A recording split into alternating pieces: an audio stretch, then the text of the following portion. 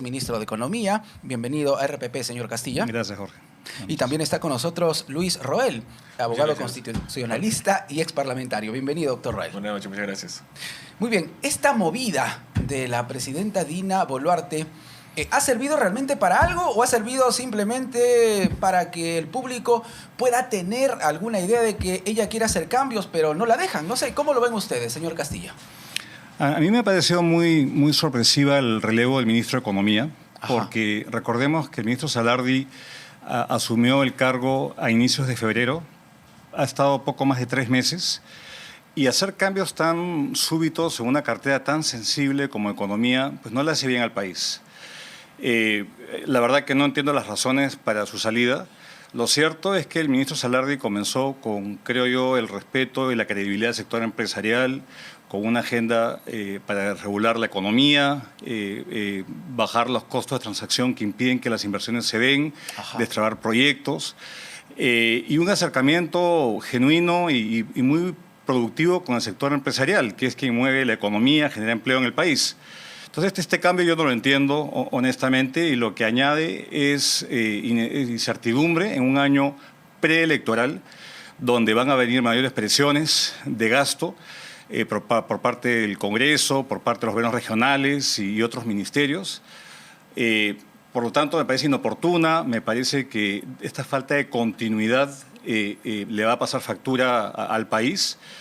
Y bueno, el relevo por el ministro Pérez Reyes, dentro de todo, me parece que es una persona que tiene experiencia en el sector público. Claro, es economista, de hecho. Y ha tenido experiencia en el Ministerio de la Producción, y vamos a ver si puede lograr la evolución de un ministro sectorial a un ministro que se caracteriza por poner la raya y decir hasta acá nomás, y asegurar que se, respete los límites y el buen manejo fiscal de un país como el nuestro. Pero hay un detalle, Raúl Pérez Reyes es definitivamente mucho más político que Salardi, que tenía un perfil muchísimo más técnico.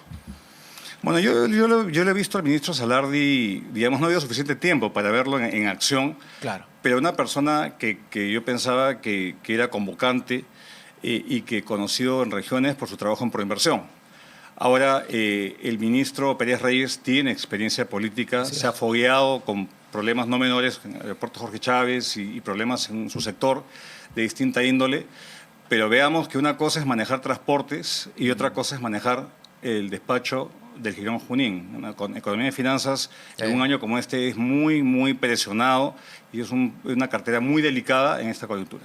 Definitivamente. Doctor Roel, ¿fueron cambios sorpresivos? ¿Se esperaba esta jugada, no sé si de ajedrez, no de la presidenta Dina Boluarte, pero ha logrado algo realmente? Yo creo que esta es una jugada, como tú bien denominas, torpe por parte de la presidenta Boluarte, porque en verdad, si querías hacer un cambio y evitar la censura de mañana del gabinete en total con la presidencia del Consejo de Ministros de Adrián Sen, tienes que haber cambiado la cabeza, no haber cambiado solo algunas fichas. El cambio era el premier, entonces. Exactamente. Correcto, la cabeza del gabinete. La cabeza del gabinete. Okay. Y los cambios que ha hecho son cambios que en verdad generan más suspicacias en relación a qué arreglos tiene la presidenta Boluarte con algunas bancadas que están en el Congreso y que la sostienen en el gobierno como tal.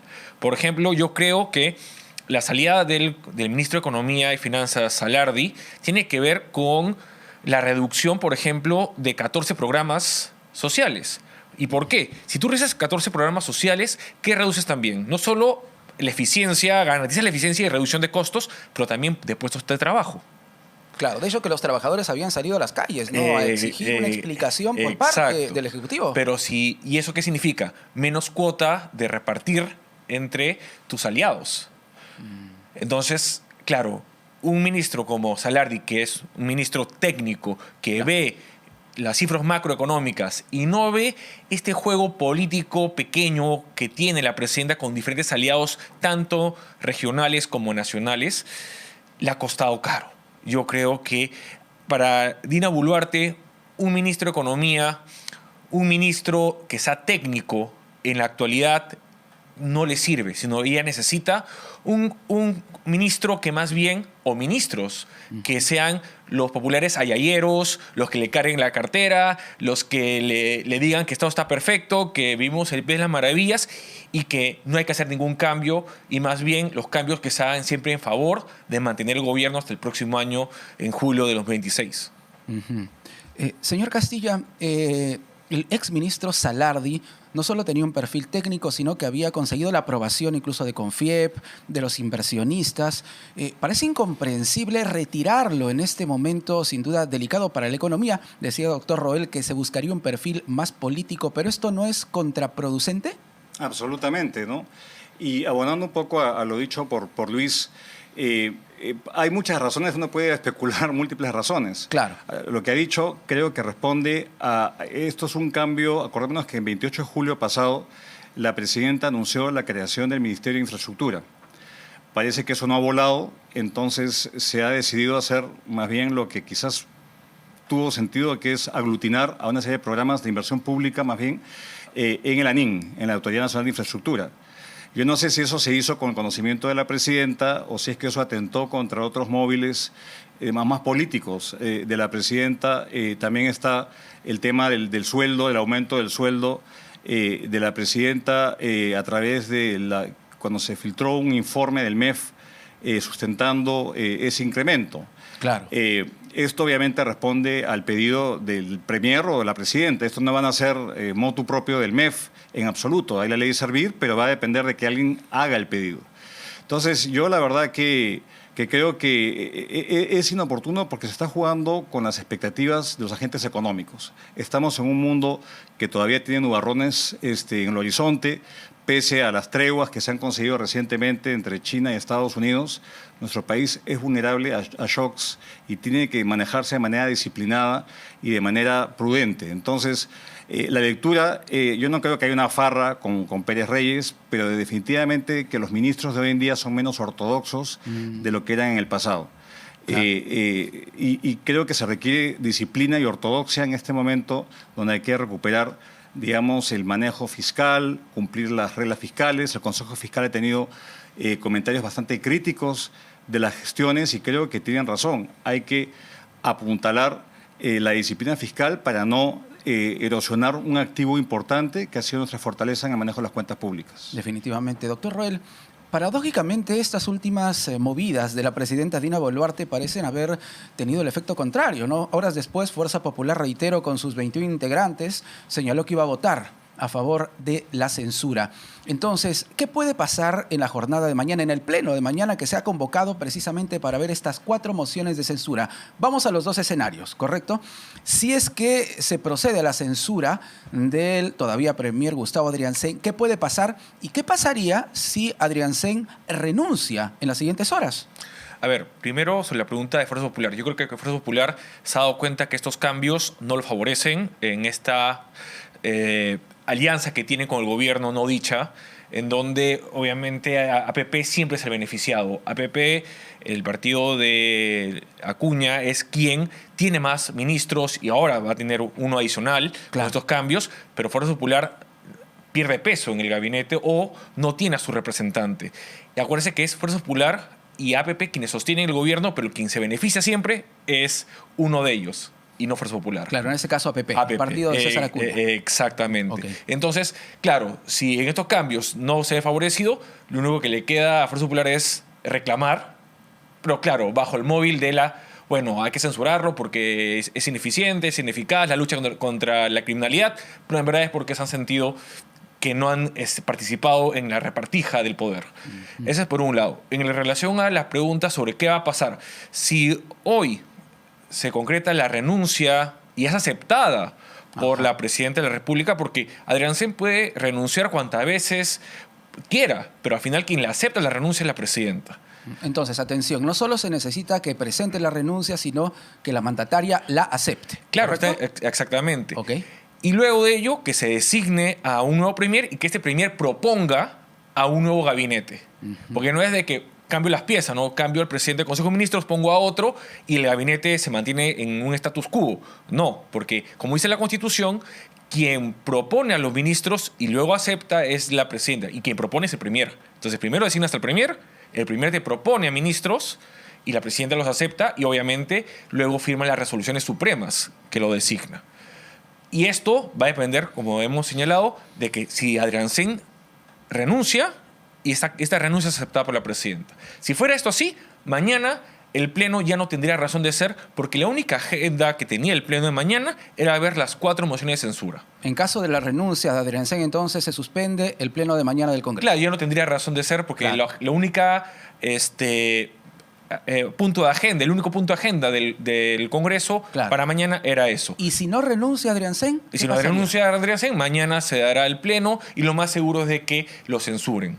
¿Por qué? Porque todo haría parecer de que todas las bancadas coinciden de que Adriancén ya no da más. ¿Adriancén puede asistir al Pleno del Congreso para defenderse? Los ministros tienen, como dice la Constitución, la posibilidad de ir y apersonarse al Pleno. Podría ir. Podría ir, correcto, pero yo creo que no hace nada más de que alargar un poco lo que es la crónica de una muerte anunciada. No es necesaria su presencia, entonces. No, porque la censura, a diferencia de la interpelación, no requiere de la presentación. Claro, la interpelación, el ministro va y responde un pliego de preguntas. Serie de interrogantes, ¿correcto? Exactamente. En caso de la censura, no. Es decir, directamente, inmediatamente, se somete al debate del Pleno y se vota. Cada una de ellas. Correcto. Señor Castilla, usted conoce el monstruo por dentro. ¿Cuán complicado es dirigir el MEF, el Ministerio de Economía y Finanzas? Se lo pregunto porque tenemos a Raúl Pérez Reyes, quien tiene muchísima experiencia, lo hemos dicho, un perfil político, y es cierto que también experiencia en el manejo de la cosa pública, como se le denomina, pero ¿cuán complicado es dirigir el MEF en un país como el Perú? Es muy complicado porque una gestión eficaz del MEF requiere tener el total respaldo del presidente, del premier, tener sintonía con el resto del gabinete y tener un respaldo político mínimo en el Congreso. Y yo no sé si es que el ministro Pérez Reyes va a tener, digamos, todos estos respaldos que requiere una gestión eficaz. Claro. Ahora, hay un agravante, Jorge, que es que el ministro Salardi cambió a todo el equipo del MEF. Desde las partes centrales de asesoría jurídica y todas las líneas, todos los directores de línea, más viceministros, creo con excepción del viceministro de Hacienda que venía de la gestión anterior, nunca había un cambio tan radical en los cuadros del MEF, trayendo su propia gente. Entonces creo que, digamos, el horizonte que tenía el exministro Salardi era acabar por lo menos el mandato presidencial, que acaba pues en poco más de un año. Y esto va a ser algo que el ministro Pérez Reyes va a tener que evaluar, porque no hay peor cosa que la parálisis ante los cambios en los cuadros que manejan temas tan complejos como los tributos. Hay reglamentos pendientes, se aprobó, acordémonos, una reforma previsional y el reglamento se supone debe salir como máximo a mitad de junio, sí, que está en manos del Ministerio de Economía y la SBS. Está también la formulación del presupuesto para el año entrante, que debe culminar con el envío del Ejecutivo al Congreso en el mes de agosto. Esto se viene trabajando desde el mes de marzo. Entonces hay muchos temas que están en curso y darle continuidad es importante, pero significa tener a los cuadros y el conocimiento del monstruo, como usted le dice, por dentro, ¿no? Creo que el ministro Pérez Reyes tiene experiencia, pero reitero, una cosa es manejar un ministerio sectorial y otra cosa es manejar un ministerio que es bastante transversal y que es clave hoy día para mantener la recuperación económica en curso. Definitivamente. Doctor Roel, ¿qué sucede si mañana censuran a Gustavo Adriancén? ¿Se cae todo el gabinete? ¿Qué es lo que dice la Constitución? No, claro, hay lo que se denomina la crisis de gabinete. Okay. Se cae todo el gabinete y la presidenta Boluarte tiene que designar a un nuevo presidente del Consejo de Ministros. Y como ya hablé adelante, el presidente del Consejo de Ministros tendrá que proponer en todos los sectores sus propuestas de ministros que tengan que ser ratificados luego por la presidenta. Esto, a ver, seamos sinceros, no hay muchos cuadros que tenga el gobierno para poder suplir a tantos ministros y a tantos sectores. Sí, claro. Lo más seguro es de que cojan a un ministro que tienen en la actualidad, lo pongan de premier y mantener lo que tienen hasta ahora. Y esto es lo lamentable porque se está perdiendo la idea de que los que tendrían que estar en el gabinete tendrían que ser los más técnicos, los mejores, sí, claro, y no los que quedan. Y es que, seamos sinceros, más allá del gobierno o quien toca el gobierno, o participa en el gobierno no tiene una vida más allá de él mismo.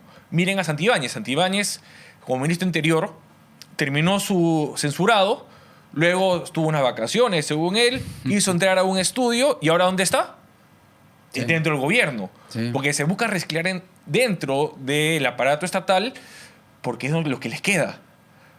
Yo dudo mucho que el ministro Adriancén, luego de que termine su mandato o renuncie hoy o lo censuren mañana, pueda ver un poco más allá en el horizonte profesional, académico o etcétera, porque, vamos, este gobierno es bastante chato en lo que es lo técnico y lo que es lo relevante para nuestro país, que es siempre pensar en el interés general y lo que más bien es ver cómo defender a la presidenta de todos los errores y horrores que ha hecho, ¿no?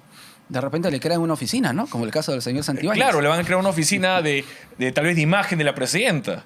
¿No? ¿Cómo la presidenta puede tal vez mentirnos menos o Claro. mentirnos mejor? O de repente lo mandan al Vaticano, ¿no? Como representante, ya que De Martini no llegó a ir, ¿no? Es otra posibilidad también. También. En fin, por ahí está sonando un nombre que, no sé, a algunos hace que el cuerpo se les escarapele como premier, ¿no? Morgan Quero. La pregunta para ambos, ¿ah? ¿Qué les parece este nombre como sucesor de Gustavo Adriancén, señor Castillo? A ver, yo conozco personalmente al ministro Quero y la verdad lo conozco más en su rol técnico que en su rol político. Pero, a ver, estamos en una época de cierre de la gestión. El presupuesto que se aprobará va a ser uno compartido con el siguiente gobierno y hay que comenzar ya a dejar la casa en orden. Entonces, creo que sería importante que el siguiente premier de darse el relevo sea una persona que conozca el funcionamiento del sector público, que tenga capacidad de influir en la presidenta e incluso de pararle el carro cuando tengan que, digamos, aconsejarle, y que tenga la capacidad de aglutinar apoyo político, ¿no? Creo que dada esos requisitos, no sé si Morgan estaría, digamos, elegible a cumplir todos esos requisitos, pero lo cierto es que va a ser probablemente alguien cercano a la presidenta. La presidenta tiene un estilo muy particular que parece que ella, digamos, piensa que va a ser presidenta por el resto de la vida y no sabe que se le acaba pronto el mandato, sí, y que tiene que comenzar a ver cómo, digamos, comienza a planear una transición ordenada del gobierno, ¿no? No pareciera ser el caso, parece que temas mucho más de corto plazo, viajes y cuestiones mucho más frívolas son los que se imponen. Y tiene un estilo bastante autoritario, es lo que yo he escuchado. Si no piensa uno igual que ella, básicamente los corre y trata de tener gente de su confianza. Entonces, a ver, yo lo que creo es que estamos viviendo un momento en el cual la inestabilidad política afecta a la economía. Y un mecanismo de transmisión es justamente la alta rotación de autoridades. Es imposible que haya continuidad en las reglas del juego o en las contrapartes si a cada rato los ministerios están cambiando desde la cabeza y cambian a los viceministros y el personal, digamos, de confianza. Claro. Eso hace que se paralice muchas decisiones y estamos nuevamente bajo la lupa de los inversionistas que no solamente están viendo el cambio de gobierno, quién vendrá, la incertidumbre asociada a cualquier proceso preelectoral, sino que parece que no saben qué hacer. Una improvisación como la que hemos visto, cambios de 3 ministerios, el ministro de Economía, una autoridad sumamente importante, y al día siguiente se está discutiendo la censura del premier, pues la secuencia no hace mucho sentido, como dice el doctor Roel. Entonces, creo que lo que demuestra es mucha improvisación en el manejo del gobierno y que son humores los que importan y no necesariamente gobernar para el colectivo de todo el país. Muy bien, doctor Roel. Morgan Quero como premier, ¿qué le parece esa figura? Bueno, sería más de lo mismo. Como he mencionado, solo cambias una ficha por otra y se mantiene lo mismo de siempre. Un gobierno que no tiene un horizonte, que como ya lo mencionó el ministro Castilla, que no nos da una seguridad de que lo que venga sea mejor. Y necesitamos, en verdad, tener una imagen de mejora, no solo hacia afuera, sino también hacia adentro. Los peruanos necesitamos confiar en que en el 2026, por lo menos, el gobierno que entra va a tener algo más ordenado en la casa, pero lamentablemente pareciera que no. Yo esperaría que el próximo primero, el gabinete que debería entrar, es un gabinete de transición de personajes no solo legitimados por la sociedad, sino también técnicos, para que empiecen a arreglar todo el desastre que tanto Castillo como Dina Boluarte, que comparten gobierno, aunque Claro. no lo quiera reconocer la presidenta, Claro. dejen un mejor país de lo que encontraron. Pero lamentablemente no. Vamos a tener ministros que van a ser reciclados, que se van a intercambiar carteras o sectores, y vamos a tener más de lo mismo. Vamos a tener la situación de patadas que se va a mantener, vamos a tener la inseguridad que nos aqueja, vamos a tener un gobierno indolente que no piensa más allá de lo que le sucede a la presidenta con sus Rolex, con sus investigaciones, con sus cofres y demás, y no pensar en el país que necesitamos. Yo creo que, y eso sí no es una infidencia, el ministro Arana una vez lo encontré en un evento y le dije, ministro Arana, por favor, haga, allá que falta cárceles, también un anexo en Barbadillo para mujeres, porque lo va a necesitar la presidenta. Es lo más seguro. Bueno, recordemos que en el caso de Morgan Quero, él tiene varias cosas que responder, ¿no? No solo por algunas declaraciones bastante confusas, sino también aparentes irregularidades relacionadas con el IPD que han salido del último fin de semana. Exactamente. ¿Cómo vas a gastar como más de 30 millones en lo que son un juego Dota, que puede ser, claro, uno dice, hay que ver otros deportes, ¿no? Estos virtuales y demás, pero vamos, tenemos deportistas que van a preolímpicos, que van a panamericanos, que necesitan el apoyo del Estado, Claro. y no los estás apoyando. Entonces, ¿cómo vas a promover que estos jóvenes creen en el deporte en vez de estar pensando en la delincuencia? Justamente ahora que se ha aprobado una norma que ve a los adolescentes como criminales adultos, Claro, los hace imputables. Claro. Claro. ya, en vez de estar pensando en cómo recuperar a esas personas, a esos adolescentes, a esos jóvenes, estás pensando en juegos de video. Vamos, prioridades. Preocupante. Hablábamos de inestabilidad. Hemos tenido en la gestión de la presidenta Dina Boluarte 8 ministros del Interior, 4 de Economía y 3 de Transportes, ¿no? Entonces hablamos de una rotación altísima de puestos clave, sin contar los que vienen debajo, ¿correcto? Porque cada ministro llega, como se dice popularmente, con su gente. ¿Cómo influye esto, señor Castilla, en el manejo económico, en el bolsillo del peruano, esta inestabilidad de la rotación de cargos públicos? Paraliza, Jorge, paraliza. Y doy un ejemplo, los dos ejemplos que has, economía y el interior. En épocas pasadas, por no hablar de mi propia gestión, yo estuve más de 40 meses frente al Ministerio de Economía, Salardi 3 meses. En promedio, en este gobierno, 6 meses. Y en el caso del interior, en el pasado, digamos, los últimos gobiernos, antes de Castillo y Vizcarra, Castillo desde PPK, duraban 1 año, hoy día duran apenas 2 meses. Entonces, cuando uno tiene esta altísima tasa de rotación de autoridades, no se toman decisiones, porque mientras que llega la persona, aprende el cargo, se va acomodando, lo sacan. Y para los funcionarios que están por debajo, digamos, de línea, esperan más bien que se acomode el ministro de turno y no toman mucha decisión porque saben de que no va a durar mucho tiempo. Entonces, esto trae desincentivos a la toma de decisiones.